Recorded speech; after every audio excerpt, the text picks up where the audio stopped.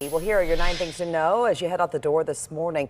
One woman is recovering from smoke inhalation after a kitchen fire early this morning. It happened at an apartment complex in Overland Park. Firefighters responded to the Corbin Greens complex around 1.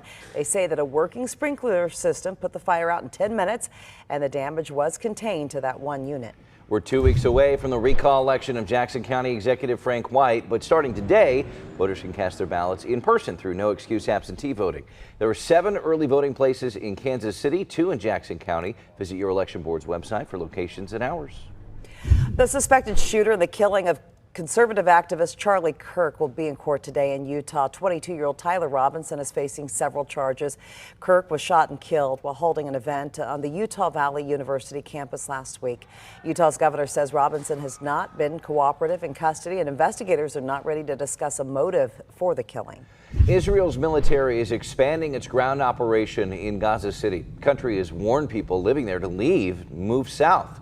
Israel claims it's working to destroy Hamas's military infrastructure. Right now, U.S. Secretary of State Marco Rubio is overseas. He left Israel for Qatar this morning.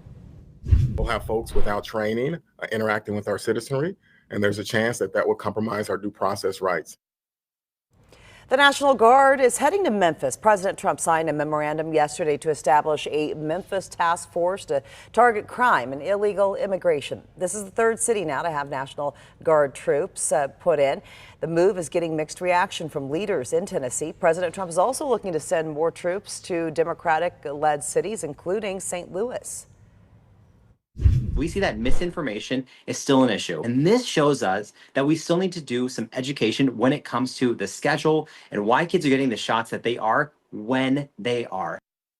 A new poll shows 1 in 6 parents have delayed or skipped vaccines for their kids, and about 9% of parents are opting their children out of the vaccine that protects against measles, mumps, and rubella. Parents who skipped had concerns about side effects, a lack of trust in safety, and a belief that not all recommended vaccines are necessary. Several doctors and countless health officials stress the vaccines are safe and effective. Kansas City is preparing for the World Cup. Did you know the city has removed an $850 annual fee for businesses to have outdoor dining, so they can do it without having to pay that now. The goal is to encourage more businesses to have outside seating and create a more walkable city. In the meantime, one of the iconic shuttlecocks at the Nelson Atkins is down. It's been deconstructed. It's being renovated ahead of the World Cup. And they'll work hard on cleaning things up. There's nobody more aware of it than the guys.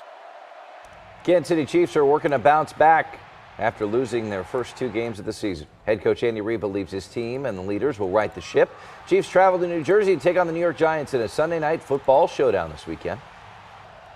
Today marks the beginning of a Royals homestand. They'll take on the AL West leading Seattle Mariners. The Royals are 6.5 games back of the final wild card spot. First pitch set for 6:40 tonight.